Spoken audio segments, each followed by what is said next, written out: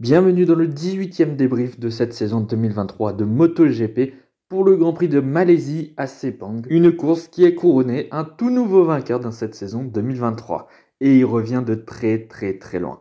Bref, n'oubliez pas de liker, partager, commenter et surtout vous abonner à la chaîne, c'est très important. On est parti.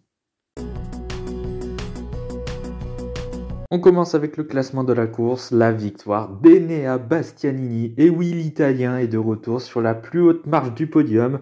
Ça faisait extrêmement longtemps.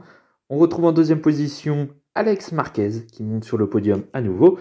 Francesco Bagnaia en troisième position devant son rival au championnat Jorge Martin qui termine quatrième. Fabio Quartararo termine à la cinquième position devant Marco Bezzecchi, sixième. Franco Morbidelli qui a fait une belle remontée jusqu'à la septième position. On retrouve Jack Miller à la 8e position, devant Fabio Di Giannantonio 9e et Luca Marini 10e. C'est la surprise du chef, Enea Bastianini est sorti de son trou, là où sa saison a été extrêmement difficile avec une blessure dès la course sprint, la première à Portimao, une deuxième blessure lors du Grand Prix de Catalogne. Une saison qui a été extrêmement compliquée pour Enea Bastianini. Il n'avait pas fait mieux que 8e comme meilleur résultat cette saison, avec de nombreuses courses ratées. Bref, c'était une saison catastrophique pour Enea Bastianini. Mais là, ce week-end, il était vraiment génial. C'était l'un des pilotes les plus rapides de ce week-end. Impressionnant. Il m'avait déjà épaté lors de la qualification où il n'avait fait qu'un seul relais. Quand les autres avaient 2 relais, il n'avait plus assez de pneus pour faire 2 relais en qualification, en Q2. Et bien pourtant, il a réussi à se hisser sur la première ligne. Alors déjà en soi, une première ligne pour Enea Bastianini, ce n'était plus arrivé depuis 1 an sur ce même tracé de Sepang de mémoire. Donc ouais, ça faisait un paquet de temps. On n'avait pas revu Enea Bastianini à pareille fête déjà depuis un paquet de temps, depuis l'année dernière justement. Et puis tout le reste du week-end s'est très bien déroulé. La course sprint, alors c'est une course sprint qui est vraiment très correcte, même si le départ était un peu raté. Il a perdu quelques positions. Je crois qu'il se retrouve 5e à un moment donné. Mais après, il a un bon rythme. Bon, il aurait pu dépasser Bagnaia, mais bon, voilà. Il y a quand même les consignes d'équipe, très certainement dans le team d'usine. Bon, Bastianini n'a pas pu aller chercher le podium en course sprint, alors qu'il était clairement rapide, plus rapide que Bagnaia. Bon, c'est son coéquipier, il se bat pour le titre. Donc, Enea Bastianini n'a pas interféré dans cette bataille. Il est resté 4e. En revanche, pour la course d'aujourd'hui, le départ était franchement excellent, puisque de la 3e place, il s'est retrouvé en tête de la course au premier virage. Et puis après, il n'a jamais été inquiété. Alors, une première partie de la course, il y avait Alex Marquez qui était juste derrière lui. Je pensais que Marquez aurait pu se battre avec Bastianini pour la victoire, parce que son rythme du samedi était quand même vraiment bon, mais on reparlera d'Alex Marquez un peu plus tard. Et puis au final, non, Bastianini était même plus rapide qu'Alex Marquez. Et puis au final, il a fait course solitaire, même pas de bataille, il a géré ses pneus, il a tout géré. Et au final, Bastianini a mené du 1er au 20e tour, c'est-à-dire le dernier, pour aller s'offrir une 5e victoire en MotoGP. Il en avait remporté 4 l'an dernier. Eh bien, il en aura remporté au moins une cette année. C'est un moindre mal parce que franchement, comme je l'ai dit tout à l'heure, sa saison, elle est galère. Et en plus, cette superbe performance, elle arrive au meilleur des moments, en fin de saison, donc ça va rebooster le moral pour Enea Bastianini sur les dernières courses, le rebooster aussi très certainement durant l'intersaison cet hiver. Ça va être pas mal avec une victoire en fin de saison, ça va lui remonter le moral clairement. Et puis aussi ces derniers temps, il y avait quelques rumeurs comme quoi on aurait pu échanger les guidons de Enea Bastianini et de Jorge Martin dès la saison 2024. Il y a des rumeurs comme quoi Martin pourrait monter dans le team d'usine pour l'année prochaine et Enea Bastianini être rétrogradé dans le team satellite de chez Pramac. Bon, autant dire qu'avec cette victoire, je pense qu'il a mis fin aux rumeurs. Donc c'est pas mal. Ça venait juste d'arriver là ces derniers temps. Je crois que c'était cette semaine. Donc voilà, il a tout éteint d'un coup. Ça c'est pas mal. Par contre, ce qui est pas mal aussi, c'est que s'il a vraiment trouvé un truc sur la moto, qu'il se sent mieux à l'aise et que ce n'est pas juste un coup d'éclat parce que il a trouvé des bons réglages sur cette piste de Sepang. S'il confirme à Losail et s'il confirme à Valence, on peut quand même rêver peut-être à ce que Enea Bastianini redevienne un client pour des victoires régulières l'an prochain. Bon, après, je m'avance. On verra ce qu'il fera la semaine prochaine à Losail, ce qu'il fera aussi dans 2 semaines à Valence. On verra un petit peu la fin de saison d'Enea Bastianini. Mais s'il a vraiment trouvé un truc sur la moto en général et que ça fonctionne sur globalement toutes les pistes, pourquoi pas le revoir finalement en 2024. Et ça, cette performance, ça fait pas forcément du bien à Rory Martin, qui pouvait rêver du team officiel dès l'an prochain. Là, je pense que c'est mort. Je pense que Bastianini sera dans le team d'usine. De toute façon, pour moi, ça ne faisait aucun doute. J'étais à peu près certain que Bastianini allait rester. Là, cette victoire, ça le confirme. Un autre pilote qui a brillé tout le long de ce week-end, le samedi et le dimanche, c'est Alex Marquez, qui était l'un des pilotes les plus rapides de ce week-end en Malaisie. Et pour moi, c'était même peut-être son meilleur week-end dans sa carrière en MotoGP, qui a débuté en 2020, donc ça fait quand même quelques petites années maintenant qu'il est là. Il ne m'avait pas encore vraiment impressionné sur un week-end de course, si ce n'est peut-être son week-end en Argentine, qui est d'ailleurs le lieu de son dernier podium en date dans la catégorie. C'était en tout début d'année. La moitié de la saison, le reste de la saison a été plutôt correct, mais sans plus. Il y a des fois, on a vu Alex Marquez un peu plus haut, mais sans jamais réellement jouer le podium. Je crois qu'il y a une fois où il jouait le podium, il est tombé. Là, cette fois-ci, il avait vraiment un très bon rythme du début à la fin. En qualification, il fait une 4e place, donc c'est franchement pas mal du tout. Et puis surtout, la course sprint, il a vraiment un superbe rythme et il fait une belle remontée, puisqu'il va dépasser Bagnaia, il va dépasser Martin. Bref, il a dépassé quelques pilotes et au final, il s'est envolé. Il avait clairement le meilleur rythme de la course sprint pour aller s'imposer pour la 2e fois le samedi après sa victoire déjà en sprint lors du week-end en Grande-Bretagne. Malheureusement, il avait eu un problème lors de la course du dimanche. Cette fois-ci, pas de souci. Il avait un très bon rythme là aussi. Il a pris un très bon départ puisqu'il s'est retrouvé de la 4e à la 2e place dès le départ. Puis ensuite, il a suivi tout simplement Enea Bastianini au départ.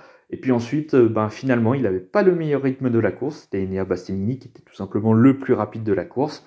Mais bon, il a creusé le gap avec Francesco Bagnaia derrière, qui ne l'a jamais rattrapé. Au final, comme Bastianini, il a fait une course solitaire à la 2e position. C'est aussi son meilleur résultat en carrière, du coup, puisqu'il n'a toujours pas gagné de course en MotoGP. Ses 2 meilleurs résultats en MotoGP, c'était en 2020. Ses 2 premiers podiums, c'était 2 places, 2e place à Aragon et en France de mémoire. Et à nouveau, une 2e place, un 4e podium en carrière, un 2e cette saison. Voilà. Maintenant, Alex Marquez se rapproche à nouveau du top 10 qu'il avait perdu après sa blessure il y a quelques temps. En tout cas, il y en a un qui doit être ravi de la performance d'Alex Marquez. C'est son frère, Marc, qui sera dans l'équipe l'année prochaine. Il doit se régaler en voyant les résultats de l'équipe Gresini ces derniers temps. Il doit être ravi et avoir hâte de monter sur cette Ducati. Je peux vous le dire. À nouveau un week-end solide aussi pour Francesco Bagnaia, qui ne reprend qu'un seul petit point Rory Martin, mais au moins il n'en perd pas, donc ça c'est plutôt pas mal. Il garde la tête du championnat avec 14 points d'avance sur Rory Martin maintenant. Un week-end plutôt solide de Bagnaia. Son rythme en qualification était très bon puisqu'il a pris tout simplement la pole position. La première depuis le Grand Prix de Catalogne. Mais ensuite, en course, ça a été un peu plus compliqué, surtout la course sprint, où il n'avait pas forcément un très très bon rythme. Au début, il était en tête de course, mais il s'est fait dépasser d'abord par Alex Marquez et tout de suite après par Rory Martin. Donc, c'était un petit peu alerte rouge là à ce moment-là. Sauf qu'il n'avait pas le rythme de Martin qui s'est échappé. Et Bastianini derrière, il klaxonnait tout le long de la course. Sauf que, avec les consignes d'équipe de Ducati, que Ducati nie d'ailleurs, mais bon, clairement, il y a des consignes d'équipe, sinon Bastianini serait passé devant. Donc bon, il a un podium en sprint, et disons qu'avec un tour ou 2 en plus, il aurait même pu finir 5e, parce que sur les derniers secteurs, Brad Binder, il klaxonnait aussi derrière, donc les deux auraient pu passer. Mais bon, il y a des consignes d'équipe, donc Bagnaia a conservé sa course sprint, consigne d'équipe que je comprends tout à fait, c'est des pilotes de la même équipe. Bagnaia joue le titre, donc c'est normal, j'ai envie de dire. Le dimanche a un peu plus de rythme, mais bon, pas le même que son coéquipier Bastianini, qui finalement aura, j'ai envie de dire, dominé son coéquipier, mine de rien, c'est la première fois cette année. Ou en tout cas, Enea Bastianini était plus rapide que Bagnaia globalement ce week-end. Mais bon, le rythme de Bagnaia était plutôt correct. Et puis surtout, il était plus rapide que Martin. Parce qu'au début de la course, c'était chaud entre les deux. Martin a tenté 2 fois de dépasser Bagnaia, mais Bagnaia a réussi à se défendre, notamment avec un extérieur. C'était vraiment incroyable cette défense de Bagnaia. Et puis ensuite, à partir de ce moment-là, À partir du 4e tour, je crois, Bagnaia il s'enfuit et puis Martin termine, je crois, à 6 secondes de Bagnaia, donc il n'y avait pas du tout le même rythme. Martin était moins puissant ce week-end, il en a profité, mais pas tant que ça finalement, puisqu'il avait 13 points d'avance et il repart de Malaisie avec 14 points d'avance, justement au fait que Martin lui est passé devant en course sprint. Bon, le week-end est quand même plutôt correct, il n'y a pas eu d'erreur de la part de Bagnaia, c'est déjà ça. Maintenant, la lutte continue pour le titre mondial entre Pecco et Rolleray. Justement, le deuxième prétendant au titre, Rory Martin, ça a été un week-end un peu plus délicat pour lui. On n'a pas ressenti le même rythme que d'habitude, où en général Martin est tout devant. Ces derniers temps, depuis la Catalogne, ça allait beaucoup mieux. On le voyait quasiment chaque week-end devant. Là, c'était un peu moins le cas. Alors, il y a une grossière erreur quand même, une chute en Q2, alors qu'il avait la pole position. Du coup, il se fait battre par Bagnaia. C'est assez grossier, c'est un peu dommage de faire cette erreur, surtout à ce moment-là du championnat. Il aurait pu partir devant Francesco Bagnaia, surtout je crois qu'il était en avance dans le premier secteur, donc c'est franchement très dommage. En course sprint, il a souffert quand même une partie de la course. Deuxième partie de course, ça allait mieux, et puis il a réussi à dépasser tout de même Bagnaia, donc c'est quand même pas mal. Là-dessus, sur cette course sprint, il lui a repris 2 petits points. Mais quand les écarts sont aussi serrés, reprendre 2 points, c'est pas mal. Mais en course, là pareil, il a souffert un petit peu. Il n'avait pas le même rythme que Bagnaia.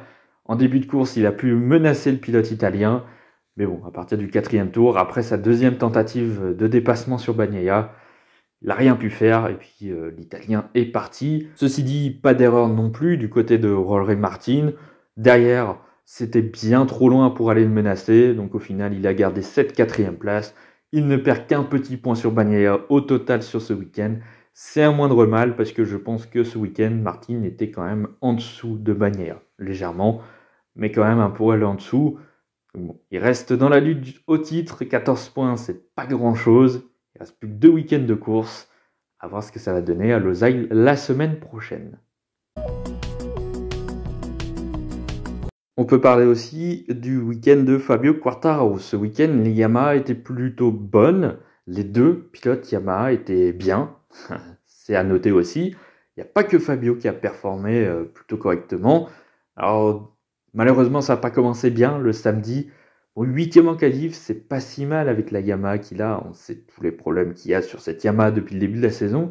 Mais au vu de son rythme en essai libre, notamment son meilleur temps lors de la séance d'essai libre numéro 3 de mémoire, je pensais qu'en qualification, il aurait pu faire mieux, peut-être être sur la 2e ligne éventuellement. Mais bon, au final, 8e, c'est pas mauvais, mais bon, quand on sait que la Yamaha, elle n'arrive pas à dépasser, quand tu pars 8e, c'est compliqué d'espérer grand-chose. Et puis en plus, le départ de la course au sprint était catastrophique. Un mauvais départ, il s'est fait chahuter par pas mal de pilotes, notamment Marc Marquez qui l'a poussé un peu à l'extérieur. Il s'est retrouvé en fond de peloton, il s'est retrouvé 19e, il est remonté jusqu'à la 16e place. Mais bon, à partir du moment où il est tombé en fond de peloton, c'était terminé de sa course, il n'y avait plus rien à espérer. Malheureusement, son samedi était un poil décevant. En revanche, ça allait bien mieux le dimanche, avec un bon départ, il s'est retrouvé je crois 5e, au départ 5 ou 6e. Malheureusement, comme d'habitude, sur les pneus neufs, ça va pas. Il s'est fait dépasser par plusieurs pilotes, un ou deux, je crois, de mémoire. Et puis ensuite, il a réussi à avoir un bon rythme, surtout en fin de course, où il a pu dépasser notamment Jack Miller. Et puis ensuite, Marco Bezzecchi, pour aller chercher un nouveau top 5. C'est la première fois cette année que Fabio Quartararo termine 2 fois dans le top 5 à 2 courses de suite. Donc on voit quand même les progrès que fait Yamaha et Fabio Quartararo. Enfin, les progrès. Disons que ça va mieux. Je pense que c'est Fabio surtout qui s'est habitué à cette moto délicate. Donc il a fini un petit peu son style de pilotage à cette moto compliquée. Ça va un peu mieux. 71 points marqués sur les 6 dernières courses contre 85 sur les 12 premières. Donc vous voyez quand même que ça va beaucoup mieux. En tout cas beaucoup mieux au niveau des résultats parce que le niveau du feeling... Fabio, il n'a pas l'air vraiment très enchanté. Fabio, il est 9e du championnat maintenant. Il a dépassé Jack Miller. Je sais que sa place au championnat, on s'en fiche un petit peu. C'est surtout les progrès de la Yamaha qu'on va regarder.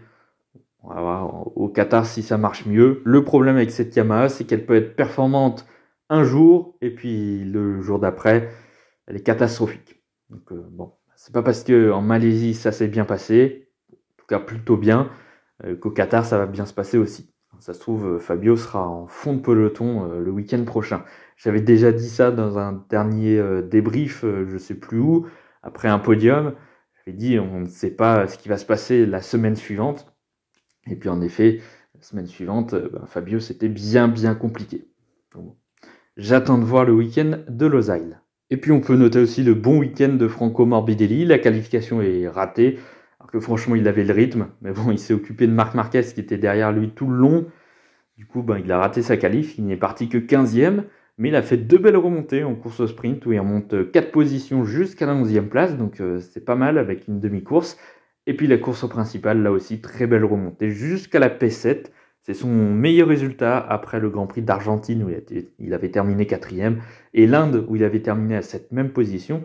Donc c'est plutôt pas mal, 5 et 7 pour les Yamaha. Je crois que ça doit être le meilleur résultat d'ensemble depuis le début de la saison. Ou en tout cas, on n'est pas loin. Pour Aprilia, rien n'est allé ce week-end. C'est même peut-être le pire week-end d'Aprilia cette année. Pas de performance, beaucoup de chutes. Et puis aussi, il y a eu l'embrayage qui a été contrôlé illégal puisqu'il était automatique alors qu'il doit être normalement, selon le règlement, manuel. Donc ça a posé souci. Du coup, Aprilia a dû enlever cet embrayage automatique pour remettre le manuel. Bizarrement, il n'y a pas eu de réelle punition pour Aprilia à part le fait d'enlever cet embrayage. Mais je pensais qu'il y allait avoir des pénalités potentiellement sportives, mais surtout financières. Et puis au final, non, pour le moment, rien n'a été demandé à Aprilia. Ça me surprend un petit peu, puisque du coup, on a vu quand même une petite différence entre les derniers départs et ce départ-là. Les Aprilia sont pas partis de la meilleure des manières sur la grille de départ, notamment Maverick Viñales qui a retrouvé ses problèmes au départ qu'il n'avait plus forcément, en tout cas moins ces derniers temps. Bon, déjà les départs n'étaient pas terribles. En plus, les positions en qualification, c'était pas ça du tout. Viñales a été globalement le meilleur pilote Aprilia ce week-end et pourtant il n'a pas brillé du tout. 9e en qualification, c'est compliqué. Seul pilote Aprilia à être passé par la Q2. C'est pour vous dire déjà. En course sprint, c'est la bulle. 0 points pour Aprilia sur la course sprint avec Viñales qui termine 10e, meilleur résultat. Ouais, très compliqué. Et puis la course principale, là aussi, très compliqué. Les pilotes ont perdu quelques positions au départ, notamment Viñales. Au final, le pilote Aprilia termine 11e et c'est le seul pilote Aprilia à avoir terminé la course. C'est assez dingue. Son coéquipier Aleix Espargaro était nulle part. Il n'est même pas passé par la Q2, 13e. Ensuite, la course au sprint, il n'y a rien à dire puisqu'il ne s'est rien passé. Il termine à une anonyme 12e place. Et puis la course principale, il a chuté. Je crois qu'il a 5 chutes dans le week-end à Aleix Espargaro. C'était une catastrophe. Il a chuté 3 fois dans la seule séance d'essai libre 2. C'est juste incroyable. C'était pas du tout le week-end d'Aleix Espargaro. Et on parlera même pas des pilotes RNF. Il s'est rien passé du tout. Ils ont tous les deux été au fond de peloton et ils ont tous les deux abandonné. L'un sur une chute et l'autre sur un problème mécanique. Ça aussi, c'est très récurrent sur l'Aprilia, des problèmes mécaniques. Bref, un week-end totalement à oublier pour la marque italienne. Voilà, maintenant je vous affiche les notes que j'ai données aux pilotes et aux constructeurs pour ce week-end malaisien. N'hésitez pas à faire pause pour voir plus en détail les notes et nous on passe tout de suite au championnat. Au championnat du pilote, Francesco Bagnaia est toujours leader avec 14 points d'avance désormais sur Jorge Martin. Marco Bezzecchi est toujours 3e devant Brad Binder 4e. Johann Zarco récupère sa 5e position devant Aleix Espargaro. Maverick Viñales est toujours 7e devant Luca Marini.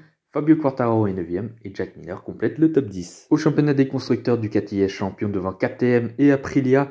Yamaha est 4e et a creusé l'écart avec Honda une bonne fois pour toutes. Attention que ça ne revienne pas. Il ne reste plus que 2 courses. Attention que ça ne revienne pas. Mais Yamaha a un petit avantage sur Honda. Au championnat des équipes, l'équipe satellite Pramac est toujours en tête avec 100 points d'avance sur son dauphin.